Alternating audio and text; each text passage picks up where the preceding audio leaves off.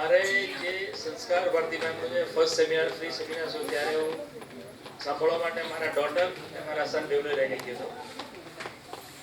અમે જ્યારે એનો સેમિનાર સાંભળ્યો ત્યારે મારો જે સન છે તે રેડી થઈ ગયો કે નહીં હું તો જોઈન કરીશ જ, પણ મારી ડોટર જે છે 10th છે એટલે એ થોડી દ્વિધામાં હતી કે હું જાઉં નહીં જાઉં, મારું મેથ્સનું ટ્યુશન જશે, મારું સાયન્સના ટ્યુશનમાં પ્રોબ્લેમ થશે.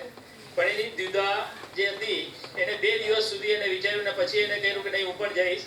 એને સ્પેશિયલ એની મધરને કીધું કે નહીં હું મારો જે ટાઈમિંગ છે ટ્યુશન્સના તે તો વાત કરી ટીચર્સને આપણે ચેન્જ કરી દઈએ. એ લોકો ધીરે ધીરે પ્લાનિંગ કરીને એક ટ્યુશન ચેન્જ કરાયું, એકની અંદર કંઈ ટાઈમ ચેન્જ કરાયો, એકમાં કીધું કે એક દિવસ હું નહીં જઈશ, સાહેબને કહી દઈશ કે બીજા દિવસે હું સેન્ડ કરીશ. એ કરીને એને આખો પૂરો વીક અને એનું પૂરું કર્યું. અને અત્યારે દેવજણ એટલા બધા ખુશ છે કે જે લોકોને જે પ્રોબ્લેમ્સ હતા કે જે લોકોની જે ક્વેરી હતી તે ઘણી ખરી સોલ્વ થઈ ગઈ છે અને અત્યારે બંને જણ એકદમ ખુશ છે. એટલા માટે હું બંને સર્સને આભારી છું.